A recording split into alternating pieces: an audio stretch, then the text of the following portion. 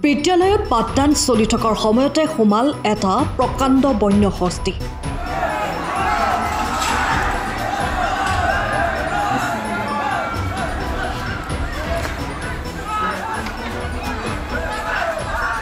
লগে লগে হোৱা দোৱাৰ অৱস্থা ছাত্ৰ ছাত্ৰী শিক্ষক শিক্ষয়িত্ৰীৰ মাজত।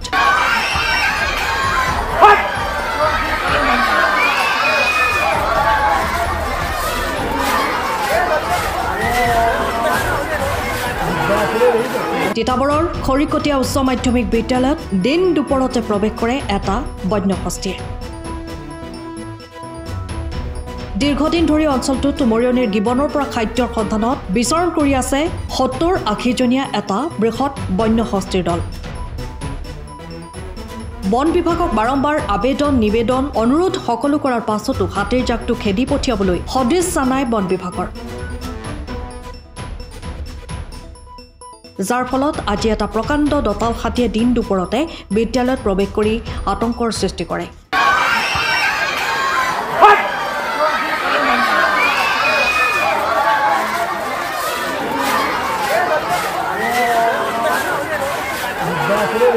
বন বিভাগক আমি বাৰম্বাৰ কৈ থকাৰ পিছতো আজি আকৌ একেটাই হৈছে। আজি দিন দুপৰতে খৰিকটীয়া হাইস্কুলত আপোনাৰ ছাত্ৰ ছাত্ৰী পঢ়ি থকাৰ সময়ত হাতী প্ৰৱেশ কৰিছে।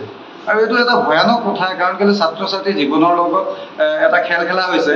বন বিভাগক বাৰে বাৰে কোৱাৰ পিছত, বন মন্ত্ৰীক বাৰে বাৰে কোৱাৰ পিছতো কিন্তু ইয়াত কোনো গুৰুত্ব প্ৰদান তেখেতলোকে কৰা নাই। ইয়াৰ পৰা আৰু আকৌ এবাৰ আমি আজি আহ্বান জনাইছোঁ মুখ্যমন্ত্ৰী ডাঙৰীয়াক যে যাতে বন মন্ত্ৰীৰ ওপৰত বিহিত ব্যৱস্থা গ্ৰহণ কৰক। যোনখিনি বন বিভাগ আছে, বন বিভাগকো গোটেই কামখিনি কৰ্তব্যখিনি ভাল ধৰণে পালন কৰিবলৈ তেখেতলোকক ইনষ্ট্ৰাকশ্যন দিয়ক।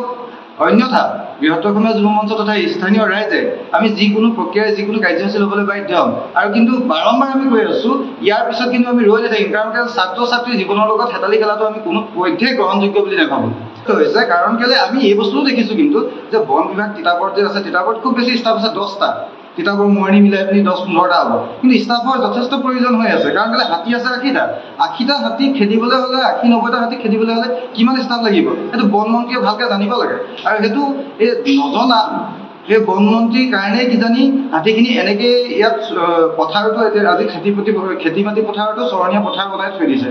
কাৰণ কেলৈ যদি তেখেতলোকৰ মেন পাৱাৰটো নাথাকে, আমি চাইছোঁ বহুত কথা পাতিছোঁ, আমি ফৰেষ্ট ডিপাৰ্টমেণ্টৰ লগত কথা পাতিছোঁ, কিন্তু যিহেতু তেখেতলোকৰ মেন পাৱাৰ কম, গতিকে বন মন্ত্ৰীয়ে এইটোৰ ওপৰত দৃষ্টিগোচৰ কৰিব লাগে। আৰু মুখ্যমন্ত্ৰীক আকৌ এবাৰ আমি জনাইছোঁ যে আমাৰ যিখিনি যি হাতীৰ ওপৰত যি কৰ্মৰত হৈ আছে ফৰেষ্ট ডিপাৰ্টমেণ্টৰ মানুহ ইয়াত বৃদ্ধি কৰিব লাগে আৰু অলপি পলমে ইয়াৰ স্থায়ী সমাধান এটা দিব লাগে। সময়ৰ খবৰ সময়ত পাবলৈ ফ'ল' কৰক টাইম অফ আছাম।